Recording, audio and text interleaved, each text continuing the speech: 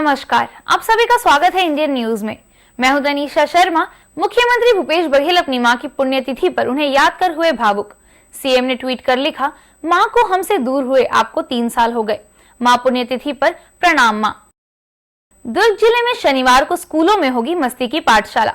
शिक्षा विभाग द्वारा जारी किए गए बैगलेस डे के आदेश का पालन कराने दुर्ग जिला शिक्षा अधिकारी के द्वारा आदेश जारी कर दिए गए हैं। शिक्षा विभाग द्वारा जारी एक आदेश ने बच्चों में नए उत्साह का संचार कर दिया है, जिसके तहत शनिवार के दिन स्कूलों में मस्ती की पाठशाला होगी। दरअसल शिक्षा विभाग के एक आदेश के अनुसार शनिवार के दिन को बैगलेस डे घोषित किया गया है, जिसमें बच्चे स्कूल तो आएंगे पर पढ़ाई नहीं होगी, बल्कि बच्चों को विभिन्न एक्टिविटीज कराई जाएगी और इसके तहत बच्चों के अंदर स्किल डेवलपमेंट करने के प्रयास किए जाएंगे। जिसकी जानकारी देते हुए दुर्ग जिला शिक्षा अधिकारी ने बताया कि इस योजना के पीछे शासन की मंशा बच्चों के अंदर छुपी प्रतिभा को निखारने की है। स्कूल शिक्षा विभाग से नया शाला समय सारणी आई है और बच्चों के सर्वांगीण विकास को उन्नत करने के लिए शनिवार को बैगलेस डे रखा गया है, जिसमें बच्चों की विभिन्न गतिविधियां होंगी, जैसे सांस्कृतिक गतिविधियां हैं, योग है, स्पोर्ट्स है और साथ ही साथ सामान्य ज्ञान के लिए क्विज है और पीयर लर्निंग है। तो विभिन्न तरह की गतिविधियां संचालित होंगी ताकि बच्चे का ओवरऑल डेवलपमेंट हो सके। बच्चों को उच्च शिक्षण के लिए विभिन्न यूनिवर्सिटीज़ में जाते हैं, वे प्रदेश के यूनिवर्सिटीज़ में भी जाते हैं और प्रदेश के बाहर भी विश्वविद्यालय में जाते हैं और उन्हें प्रतियोगी परीक्षाओं का भी सामना करना पड़ता है। तो अगर व्यक्तित्व विकास बच्चों का होगा तो हमारे छत्तीसगढ़ के बच्चे ज़्यादा अच्छा परफॉर्मेंस कर पाएंगे और बेहतर परिणाम दे पाएंगे। लिहाजा शिक्षा विभाग के बैगलेस डे की जानकारी लगते ही बच्चों में शनिवार को होने वाली मस्ती की पाठशाला को लेकर खासा उत्साह दिखाई दे रहा है, जो इस दिन का बेसब्री से इंतजार कर रहे हैं। छत्तीसगढ़ राज्य के बेमेतरा जिले में एक मामला प्रकाश में आया है, जिसमें शव यात्रा तो निकली है पर वो भी पेड़ की। आप भी चौंक गए ना? जी हाँ, हम सही कह रहे हैं। देखिए ये रिपोर्ट।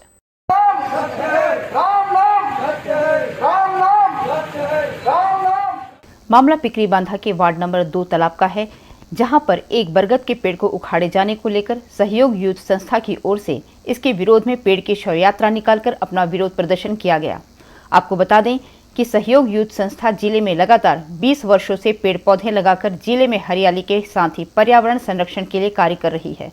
जिले के पिकरी बांधा तालाब में चौपाटी के पास संस्था द्वारा 8 वर्ष पूर्व लगाए हुए नीम बरगद के पेड़ को पालिका प्रशासन द्वारा झंडा लगाने के नाम से उखाड़ा जा रहा था, जिसके विरोध में सहयोग संस्था ने पेड़ की शव यात्रा निकालकर अपना विरोध जताया। साथ ही नगर के लोगों को पेड़ लगाने को लेकर जागरूक करने का प्रयास किया गया। सहयोग युक्त संस्था बेमेतरा में जल जंगल जमीन के संरक्षण के लिए कार्य करती है।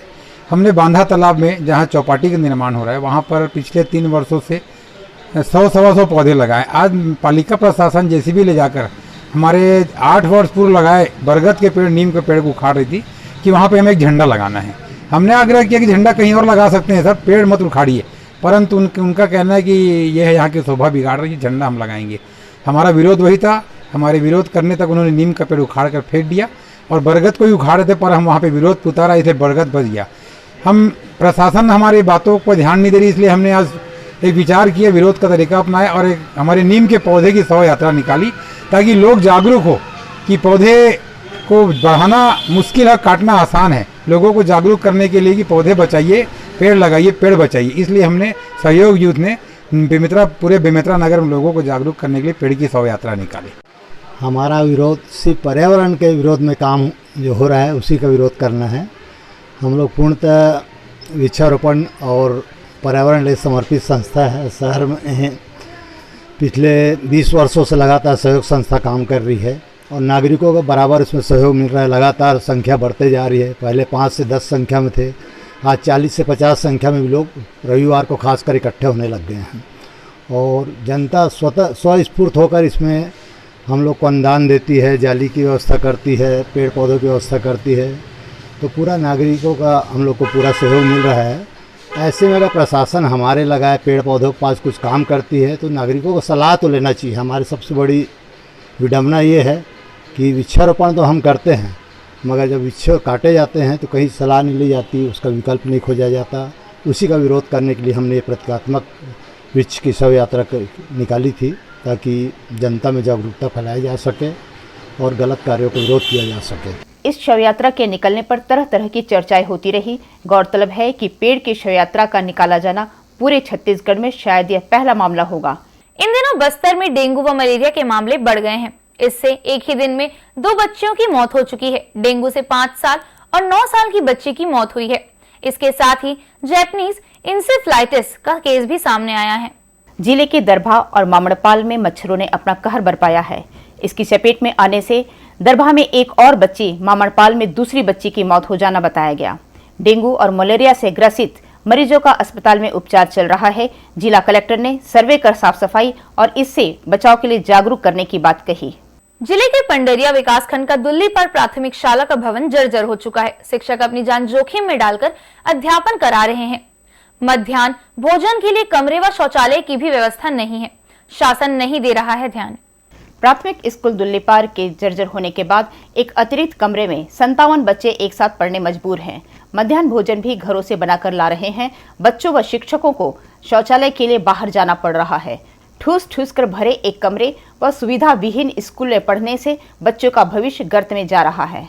हमारे शासकीय प्राथमिक शाला दुल्लीपार जो है अति जर्जर है और हम सभी 1 से कक्षा 5वीं को अतिरिक्त कक्षा में संचालित कर रहे हैं और जो है ऑफिस का भी स्थिति अति जर्जर है और हम जान को जोखिम में रखकर यहाँ बैठ रहे हैं और बच्चों का भी भविष्य जो है एक ही कक्षा में एक ही भवन में 5 कक्षा संचालित हो रहे हैं तो कैसे पढ़ा सकते हैं। तो इसलिए हमारे मुख्य भवन को अतिशीघ्र स्वीकृति करने की हम मांग करते हैं। जिले में सारंगपुर खुर्द स्कूल की बदहाली के बाद प्रशासन जागा है।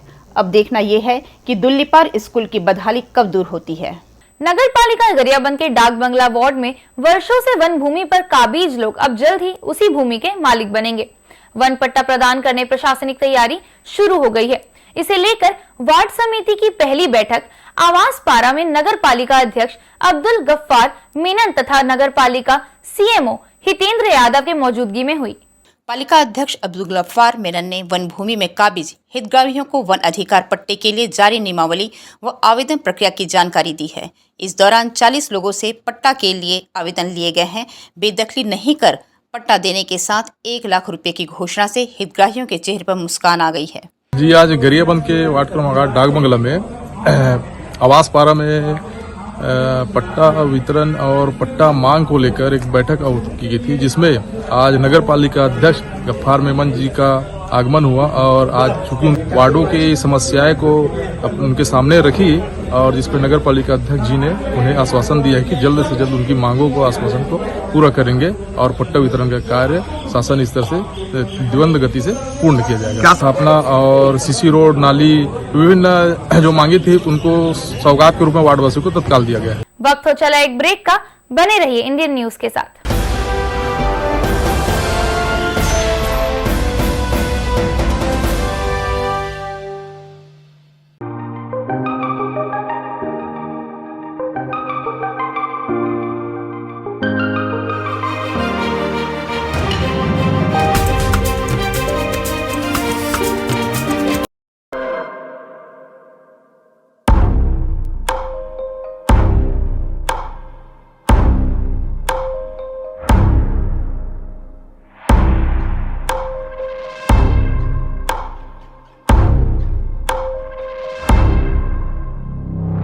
प्रशिक्षण जो रोजगार दिलाए।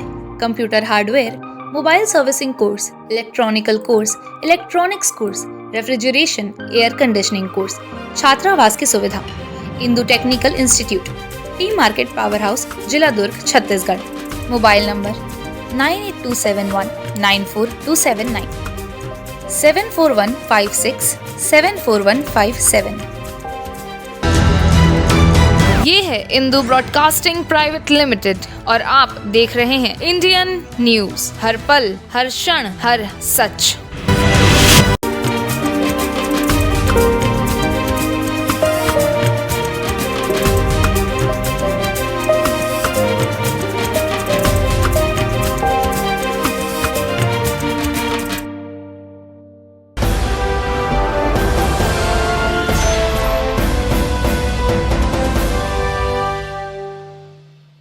ब्रेक के बाद आप सभी का स्वागत है। छत्तीसगढ़ की 36 ट्रेनें 16 जुलाई तक कैंसिल कर दी गई हैं। रेलवे बोर्ड ने चौथी बार अवधि बढ़ाई है। बीते मार्च से ये लोकल और एक्सप्रेस गाड़ियां रद्द हैं। रेलवे बोर्ड के निर्देश अनुसार कुछ गाड़ियों को रद्द किया था। इस अवधि में एक सप्ताह और बढ़ोतरी की गई। विभाग के निर्देश अनुसार कुछ गाड़ियों को 9 जुलाई 2022 तक रद्द किया गया था। इस अवधि को एक सप्ताह और बढ़ाया गया है। इसकी वजह से कुछ यात्री गाड़ियों का परिचालन प्रभावित रहेगा। इस दौरान यात्रियों को यात्रा करने में दिक्कतों का सामना करना पड़ेगा। कानन पेंडारी जू में एक बार फिर लापरवाही हुई है। भालू पिंजरे को तोड़कर भाग गया है। जू के कर्मचारी भालू को रेस्क्यू करने में जुटे हुए हैं। पर्यटकों के पार्क में आवाजाही पर अभी रोक लगा दी गई है। बिलासपुर के कानन पेंडारी जू में एक भालू पिंजरे को तोड़कर भाग गया। इसके बाद कर्मचारी सख्ते में आ गए, साथ ही पर्यटकों में हाहाकार मच गया। जू के कर्मी भालू की तलाश में जुटे हुए हैं। कानन पेंडारी को चारों तरफ से सील कर दिया गया है। अंदर जाने या बाहर आने पर रोक लगा दी गई है। वहीं प्रबंधन के बड़े अधिकारियों ने अपने मोबाइल फोन बंद कर दिए हैं। बेटी बचाओ बेटी पढ़ाओ। जी हाँ, यह सरकारी नारा तब और चरितार्थ हो जाता है जब बेटी के जन्म का जश्न कुछ ऐसा हो। आइए आपको भी दिखाते हैं वो पल इस खबर के माध्यम से। आज इस घर में एक उत्सव का माहौल है। हम जानना चाहेंगे कि उत्सव क्यों है। हम लोगों ने कुछ लोगों से पूछा तो उन्होंने बताया कि इस घर में आज एक बेटी का जन्म हुआ है और ये उत्सव उसी के लिए मनाया जा रहा है। इंडियन न्यूज़ ये देखना चाहता है कि बेटी के जन्म पे आज परिवार कितना खुश है। ऐसा बहुत कम देखने को मिलता है कि बेटी के जन्म पे इतना उत्सव मनाया जाए।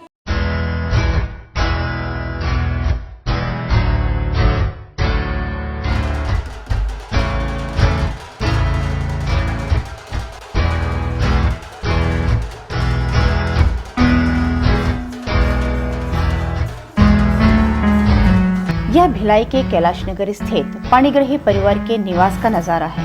घर में कोई शादी या त्योहार नहीं, बल्कि लाड़ों के आगमन का उमंग है।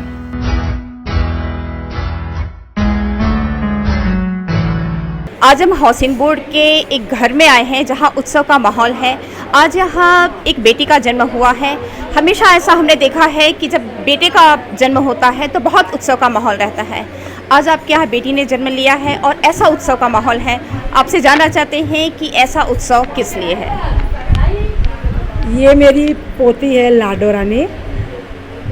एक्चुअल में आज जो ये मेरे घर में आई है तो मुझे इतनी खुशी हो रही है कि मेरे पैर ज़मीन पर नहीं पड़ रहे हैं। क्यों? क्योंकि मेरे 2 बेटे हैं, मेरी बेटी नहीं है। तो मुझे लग रहा है कि मुझे मेरी बेटी मिल गई है। जिस घर में बहू बेटी की तरह हो, उस घर में लाड़ों को परी का दर्जा मिलना लाजमी है।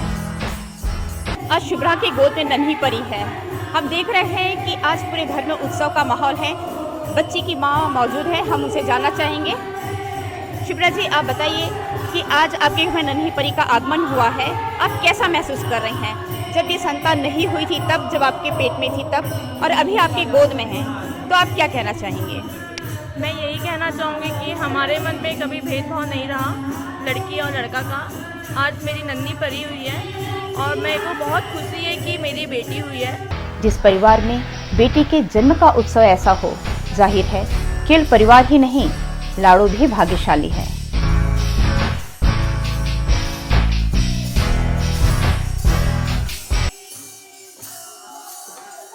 एक बहुत ही समाज में जो भ्रांति फैली हुई है कि बेटा, जब बेटी के जन्म में इतना उत्सव मनाया जा सकता है तो हम बेटे की कामना करते हैं, सिर्फ बेटे की कामना करें, ये सोचना गलत है।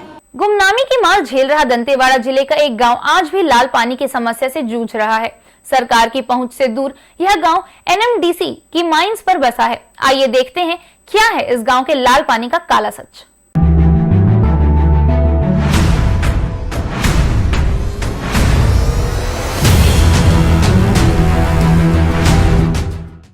लो बघा हम लोग वो माल वर्तन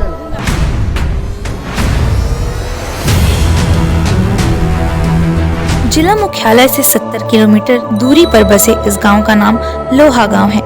पहाड़ियों के बीच बसे इस गांव तक पहुंचना किसी चुनौती से कम नहीं है। कहने को तो यह गांव ग्राम पंचायत हरेली का आश्रित गांव है, लेकिन शासन और प्रशासन की बेरुखी के चलते यहाँ के लोग नरकीय जीवन जीने को मजबूर हैं। इस गांव की सबसे बड़ी समस्या लाल पानी है। यहाँ पेयजल की कोई व्यवस्था न होने की वजह से ग्रामीणों को साफ पानी के लिए काफी मशक्कत करना पड़ता है। खास बात यह है कि ये गांव NMDC की माइंस पर स्थित है। इसके बावजूद मूलभूत सुविधाओं से वंचित है। संबंधित अधिकारी जल्द इस समस्या के समाधान की बात कर रहे हैं। वहाँ के लोगों को पेयजल उपलब्ध कराएंगे और उन लोगों को जो लाल पानी से प्रभावित है उनके लिए वहाँ पे सोलर IRP जो लगाते हैं क्रीड़ा के माध्यम से वो भी उपलब्ध कराएंगे। अभी हमारे पास बोर कराने का टेंडर अपन निकाल रहे हैं, जिसमें उन गाँव में 4 बोर चारों गाँव में अपन उपलब्ध कराएंगे, जिसका कार्य जल्द ही अपन प्रगति पे लाएंगे। लाल पानी की समस्या से निपटने के लिए योजनाएं तो हैं, लेकिन फिलहाल कागजों में ही सीमित है। अब देखना यह है कि योजना धरातल पर कब उतरती है। Bureau report, Indian news, Dantewada.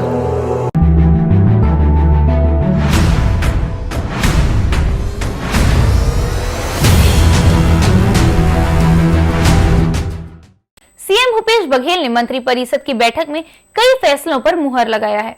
Electronic वाहन मालिकों से जुड़ी बड़ी खबर है। कैबिनेट के फैसले में सीएम भूपेश बघेल ने वाहन नीति 2022 अनुमोदन किया है। 2 पहिया वाहन, 3 पहिया वाहन, माल वाहन, यात्री वाहन व अन्य वाहन की खरीदियों में विशेष छूट मिलेगी। बरसात की दस्तक के साथ ही शिवनाथ नदी में बन रहे पुलगांव नाला डायवर्जन के कार्य की गति हुई धीमी। इनटेक वेल में जलकुंभी के फंसने का बड़ा खतरा। दुर्ग निगम के वार्डों में बरसात के दिनों में पेयजल की समस्या उत्पन्न न हो, इसके लिए दुर्ग निगम द्वारा पुलगांव नाले को डायवर्ट करने का कार्य किया जा रहा है, ताकि पुलगांव नाले से होकर आने वाली जलकुंभियों को इंटक वेल में जाने से रोका जा सके। लगभग 80% पूर्ण हो चुके इस कार्य के अंतिम चरण में बरसात शुरू हो जाने से कार्य प्रभावित हो रहा है। ऐसे में इंटक वेल में जलकुंभियों के फंसने का खतरा बना हुआ है। हालांकि निगम आयुक्त ने साफ कर दिया है कि निगम क्षेत्र के वासियों को बरसात के दिनों में जल संकट के दौर से नहीं गुजरना पड़ेगा। इंटेक वेल में जलकुंभी जो फंसता है उसके लिए डेली पे हमारा लेबर वहाँ पे लगे रहते हैं। जैसे जलकुंभी इंटेक वेल में फंसती है उसको हमारे लेबर के द्वारा सफाई लगातार किया जा रहा है, क्योंकि बारिश का मौसम में कहीं ना कहीं जलकुंभी नदी में आकर के फंसी रहे, तो कंटिन्यू सफाई का भी कार्य चल रहा है। डाइवर्सन का काम लगभग पूर्णता की ओर है, लेकिन बारिश की वजह से थोड़ा सा काम डिस्टर्ब हुआ है, वो भी जल्दी से अपन कोशिश करें जल्दी पूर्ण करें उसको। दुर्ग निगम वासियों को बरसाती दिनों में जल संकट से बचाने निगम ने अपने प्रयास प्रारंभ कर दिए हैं, लेकिन पुलगांव नाला डायवर्शन के 80% कार्य के साथ निगम अपने प्रयासों में कितना कामयाब हो पाता है, यह देखने वाली बात होगी। नगरीय निकाय चुनाव के पहले चरण के मतदान होने के बाद जीत हार को लेकर हो रहा है मंथन। खंडवा में 2014 में हुए मतदान के मुकाबले 6% कम हुआ है। इस आधार पर भाजपा कांग्रेस के दावे सामने आए हैं। हालांकि जनता का फैसला ईवीएम में कैद है। मतगणना 17 जुलाई को होगी। जो जनमत होगा वह सामने आ जाएगा। जिले में नगर सरकार के लिए 6 जुलाई को मतदान हुआ है। यहां महापौर पद पर 5 प्रत्याशी खड़े थे। बीजेपी, कांग्रेस के अलावा AIMIM और आप पार्टी के साथ एक निर्दलीय भी उम्मीदवार मैदान में थे, लेकिन मुख्य लड़ाई बीजेपी और कांग्रेस के बीच ही है। इसे बीजेपी कांग्रेस में मंथन हो रहा है। दोनों प्रमुख पार्टियों ने अपनी जीत का दावा किया है। कांग्रेस प्रत्याशी ने दावा किया है कि बदलाव के आधार पर उनकी जीत सुनिश्चित है। कांग्रेस के हमारे हर कार्यकर्ता ने पूरी ईमानदारी के साथ काम किया है, जी जान लगा के काम किया है, और ये चुनाव हम भारी वोटों से जीतेंगे। यहाँ मुख्यमंत्री और प्रधानमंत्री की बात नहीं है, ये तो खंडवा शहर की बात है, शहर की सरकार की बात है। शहर जो लोग पूर्व में बैठे उनने जिस ढंग से काम किया है उसके ऊपर अपना चुनाव लड़ा है कि हमारा मुद्दा है कि पानी की जो समस्या, नर्मदा जल। कांग्रेस अपना जो एजेंडा फैला रही थी कि भाई बीजेपी ने कुछ नहीं करा, पर आम जनता और आम कार्यकर्ता में भारतीय जनता पार्टी के नेतृत्व, भारतीय जनता पार्टी उम्मीदवार के प्रति कहीं नाराजगी नहीं दिखी। दावा तो सबका अधिकार करने का है। चुनाव के पहले वही 20 साल से दावा करते आ रहे हैं। मिठाइयाँ बनाई जाती थी, ढोल धमाके आ जाते थे।